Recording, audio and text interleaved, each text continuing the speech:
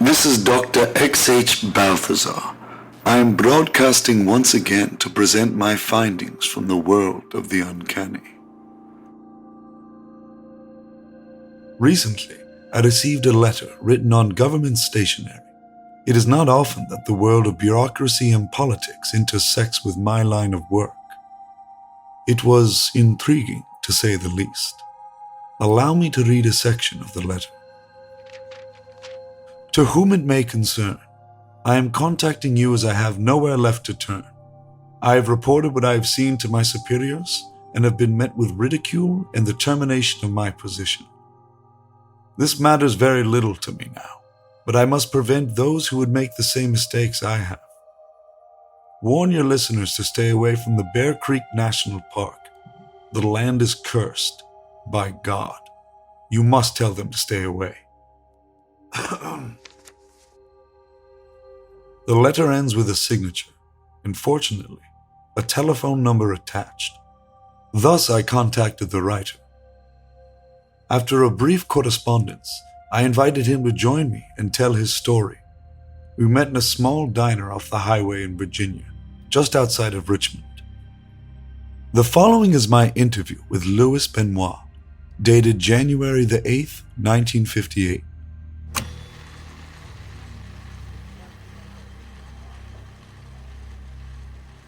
Do you mind stating your name once again, for the recording?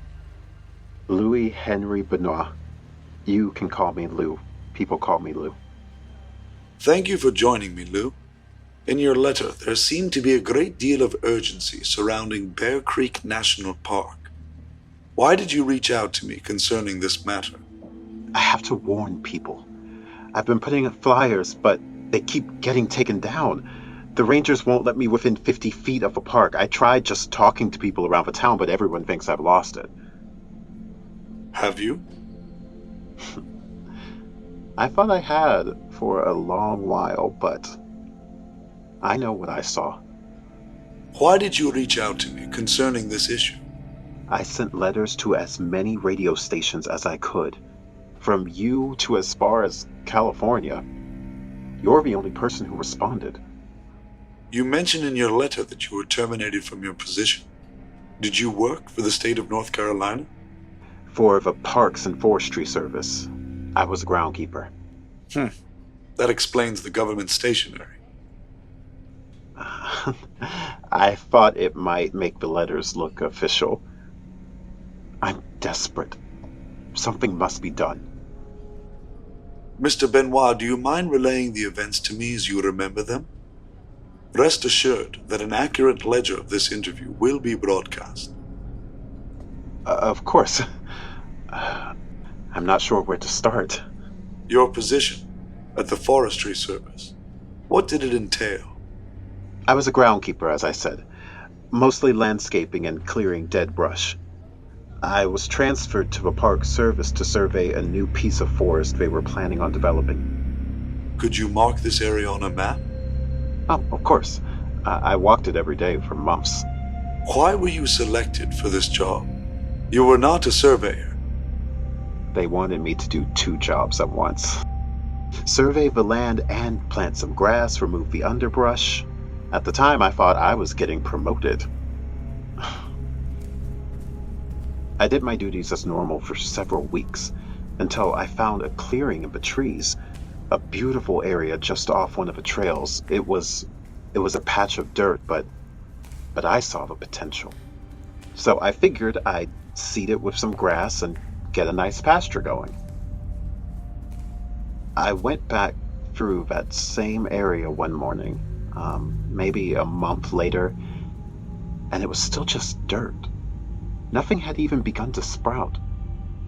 How long does it normally take? To sprout? 10 days at most. So this was unusual.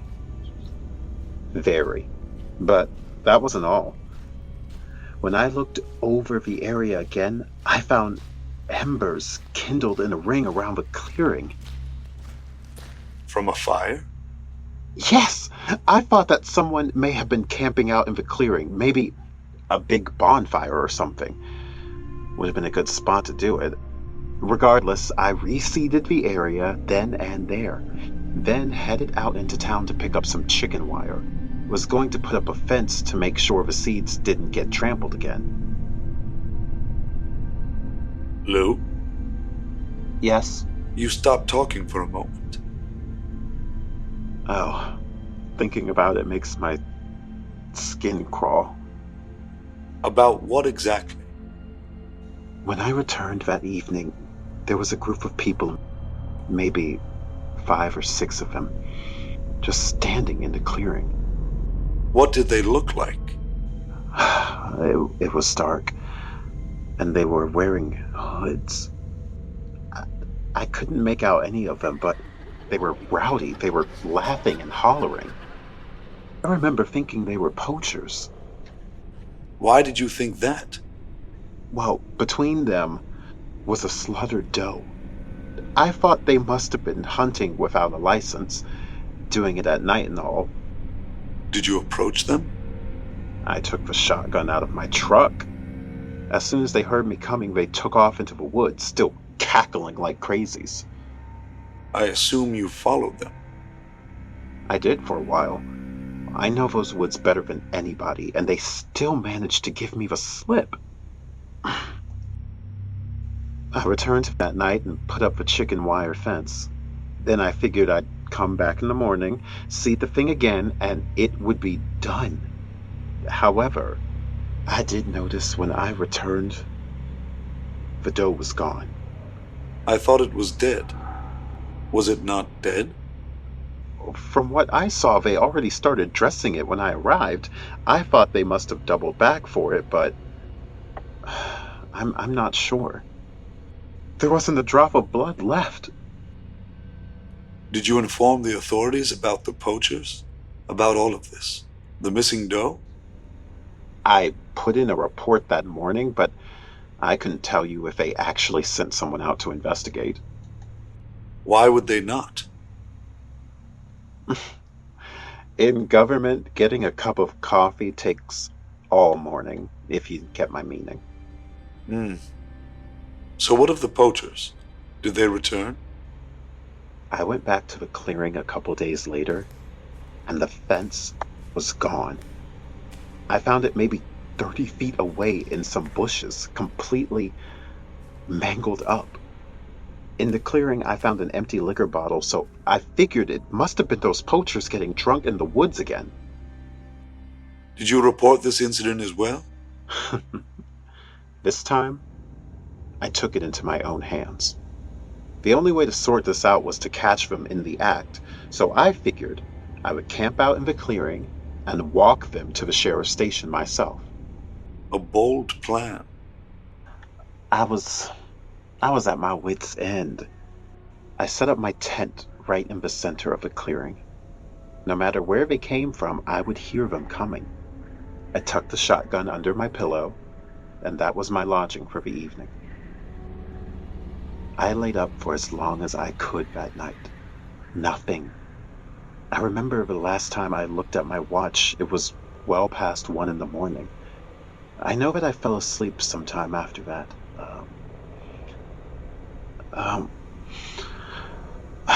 I remember the smell of smoke.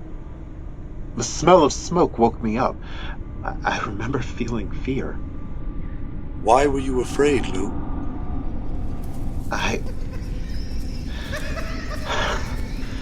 I heard that laughter again.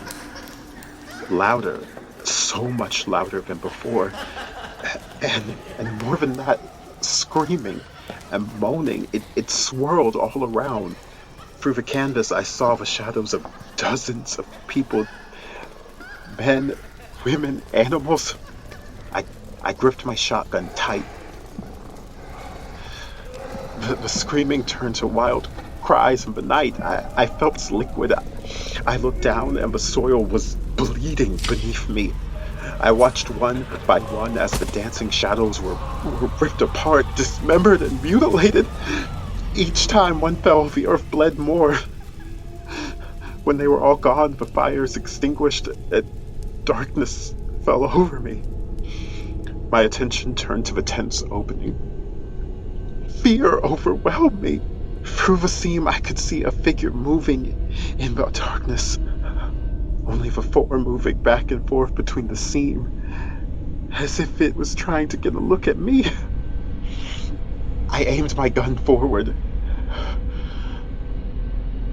Did you fire? No, sir. I sat there, the barrel pointed right at that thing, up until the sun rose. By then it was gone. What then? When I mustered the courage to exit the tent, I wasn't in the clearing anymore. I was somewhere else entirely, in a grassy field far away. How far away? Maybe a mile. I hiked back to the trail, and I couldn't find the clearing. You mentioned that you tried to share your experience with others. When I filed a report with the park ranger's office, they sent a patrol to sweep the area. When it came back with nothing, they threw me out for wasting their time. When I explained myself to my superiors, they terminated my position completely. I have nothing to gain by making all this up. I've lost almost everything. I saw what I saw that night, and I hope my story will serve as a sufficient warning.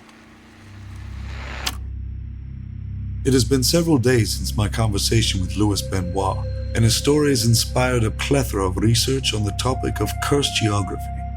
Lou, if you are listening, hopefully what I have found may provide some peace of mind in corroborating your story.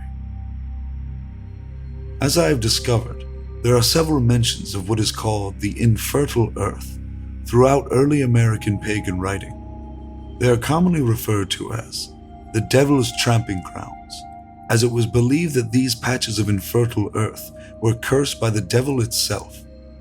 These locations are said to be areas where the devil manifests himself on earth. Communing with his followers and participating in bizarre, garish rituals. In early pagan culture, these were locations to be avoided at all costs, as worshippers are known to sacrifice animals and even humans to the devil himself. While these descriptions are dated, they do offer some context to Lou's experience. My thoughts on the matter is that this clearing that Lou discovered may have been a site for religious fanatics. This seems to match the description of events Lou experienced. While there is very little in the way of hard evidence, I lean to the side of caution and encourage my listeners to stay away from Bear Creek National Park, at least until further investigation is conducted. As always, thank you for tuning in. And until next time, goodbye and good night.